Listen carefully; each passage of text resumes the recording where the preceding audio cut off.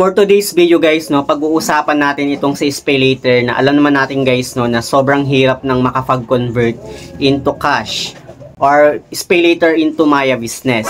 Although meron pa naman daw guys, no, mga nakakapag-convert ng SpayLater into Maya Business, yun nga lang daw, medyo limited na lang daw yung pagko-convert, like 3,000 na lang daw or 3,500 yung pwede nilang ma-convert every day.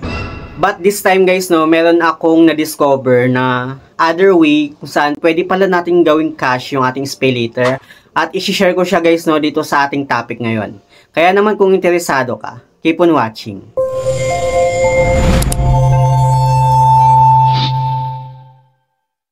Hello guys, it's Ziel Mariano and welcome back to my YouTube channel. At kung hindi ka pa nakakapag-subscribe sa aking channel, please subscribe dahil palagi akong nag-share ng mga experience ko about sa OLA. Sa video natin ngayon guys, no, si SpayLater yung magiging topic natin ngayon kasi alam ko naman guys, no, na sobrang hirap ng makapag-convert ng SpayLater into Maya Business. Hindi ko alam kung bakit guys, no, kasi sa akin guys, yung Maya Business ko hindi na talaga gumagana, like hindi na ako makapag-convert ng SpayLater into Maya Business.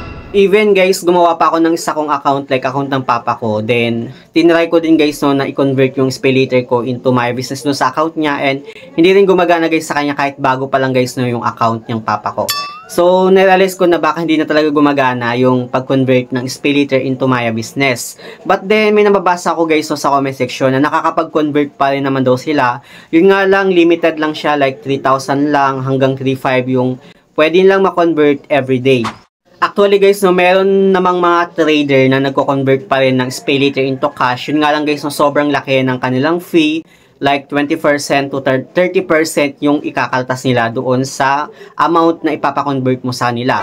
So, doon pa lang guys, no, para ka lang ding umutang sa isang OLA na 7 days repayment. Kasi imagine mo guys, pag nagpapatrade ka, ang laki ng kaltas nila, tapos iba pa yung babayaran mong interest doon sa SpayLater. Sa pagpapakonvert naman guys, no, sa mga trader, optional lang naman siya, especially sa mga nangangailangan talaga ng cash. But then, ito lang guys, no, yung advice ko sa inyo, mag-ingat kayo guys, no, sa mga pinagko-convertan nyo kasi mostly marami talaga guys mga naglipana na mga scammer na nagpapanggap na trader. But for now guys, no, meron akong i-share sa inyo na other way or alternative way kung saan pwede nating maging cash, pwede nating gawing cash guys, no, yung ating SpayLater. And ginawa ko siya guys, no, at sobrang effective naman siya. Una na dyan guys, no, is yung mobile load kung saan pwede nating gamitin guys, no, sa SpayLater as a payment method. At yan nga guys, yung ginawa ko before, nagbebenta kasi ako ng load dito sa amin guys, no, and may sari-sari store ako, ganon. So nagbebenta ako ng load guys, no, at naisipan ko na baka pwedeng magbenta ng load gamit guys, no, yung Shopee.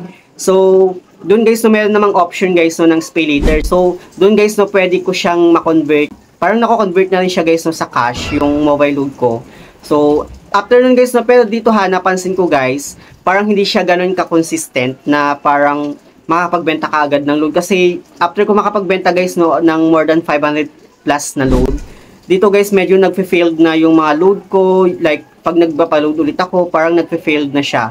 So parang dito guys, no, naisip ko na baka hindi siya ganun or baka limit lang talaga yung pagbebenta ng load na gamit guys, no, yung Shopee SpayLater. Pero may other option pa naman guys, no, like travel, lifestyle, bills. Sa bills naman guys, no, electricity loans, landline, internet, credit card, water, mobile plan, government services, insurance, saving cable, education, real estate, or memorial plant. Pero hindi ko pa sila guys nasusubukan. But then sa electricity guys, no, may pangalan dito sa bayan namin ng like yung Sokelco, ganon.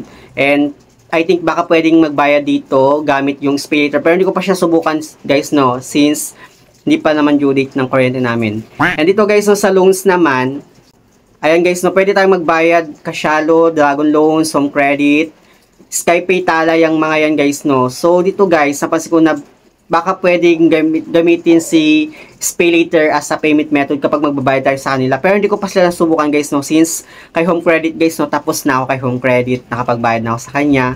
Kay Tala naman guys, no, yung tinry ko naman yung kay Tala guys, no, ang hirap, hindi ako makapagbayad gamit yung SpayLater kay Tala. So if ever guys na pwede naman siya, dapat guys, no, make sure na 3 days before yung due date magbabayad na kayo. Like halimbawa may kaibigan kayo na magbabayad sa Home Credit, dapat 3 days before yung due date niya, kailangan nyo nang mabayaran para mag-reflect na agad yung payment niya doon mismo sa home credit na account niya. And pero dito guys hindi ako 100% sure na kung pwede, na pwedeng bang gamitin si SpayLater as a payment method.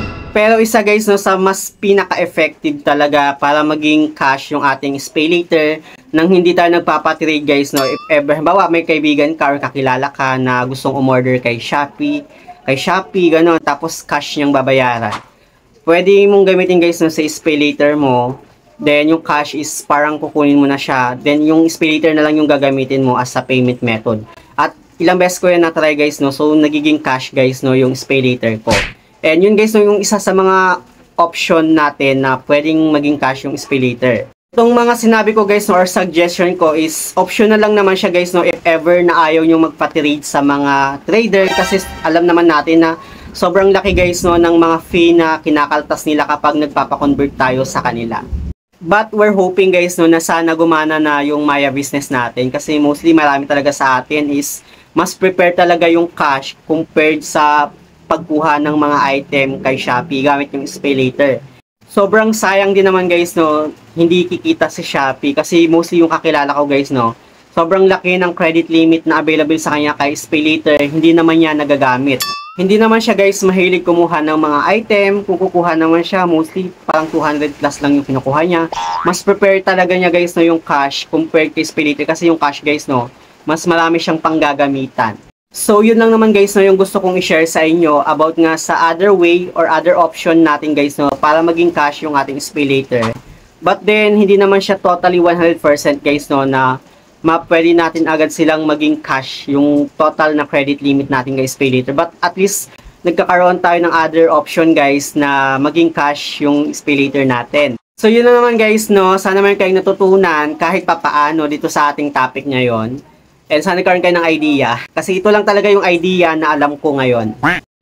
Anyway guys, sa mga hindi pa pala nakakapag-subscribe sa aking YouTube channel, please don't forget to like, share, subscribe, click the notification bell para lagi kang updated sa aking mga susunod na video.